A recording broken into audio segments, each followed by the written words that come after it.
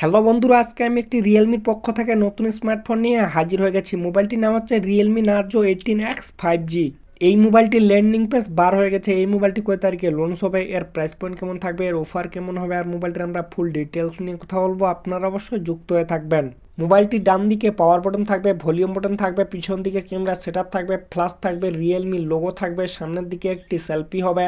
মোবাইলটির নিচের দিকে চার্জারের পিন থাকবে, সিম কার্ডের ট্রে থাকবে। এই মোবাইলটিতে ডুয়েল স্পিকার হবে। মোবাইলটি আবার দুইটি কালারের হবে, আর লুকটিও দেখতে পাচ্ছ বন্ধুরা, খুব সুন্দর। মোবাইলটি অ্যান্ড্রয়েড 15 হবে। এই মোবাইলটিতে 7.94 mm থিকনেস হবে, 197 গ্রাম মোবাইলটির ওয়েট হবে। সাইডে ফিঙ্গারপ্রিন্ট সেন্সর থাকবে, ফেস আনলক থাকবে।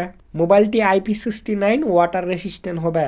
আমি এখন কথা বলবো এই মোবাইলটির ডিসপ্লে নিয়ে। বন্ধুরা, মোবাইলটিতে 6.72 ইঞ্চি IPS LCD স্ক্রিন হবে, 120 Hz রিফ্রেশ রেট হবে, আই কমফর্ট ডিসপ্লে থাকবে 5 ডিসপ্লের সঙ্গে।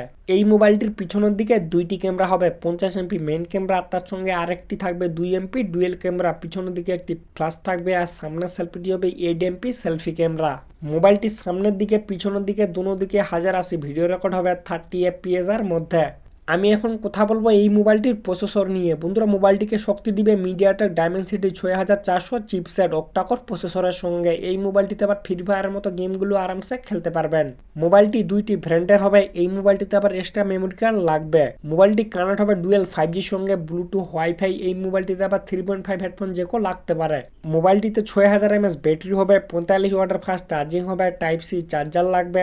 বন্ধুরা, এই মোবাইলটির ল্যান্ডিং পেজ বার হয়ে গেছে। এই মোবাইলটি শুধু অ্যামাজনেই পাওয়া যাবে। এটি 9 এপ্রিল আমাদের ইন্ডিয়ায় লঞ্চ হবে, 9 এপ্রিল দুপুর 12টার সময়।